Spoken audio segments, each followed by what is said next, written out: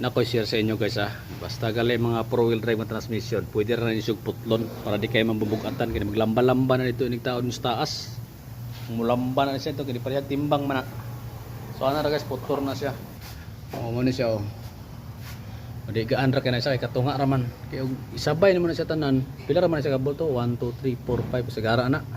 Standard man siya mga bolto na. Or na adapter man na siya. So diri pod kinahanglan na mo'y taas nga guide kani. Kinahanglan na agin mo mga inani basta magtaro mo transmission padali ra kay salpak mo. Taod ni isa ka bolt wala na. Salpak naman siya tanan. So ano na mga technique dali ra ba? Sa ikaw ra isang trabaho, wala problema kay kuan man. Naka-sequence man, naka-dipapil man imong kuan. Ang imong trabaho, so di kay ka ma-listan.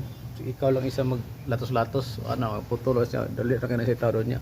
Kaysa ato intiro itao dato, mulamba man to, mulambahan tong naong ato nang atay.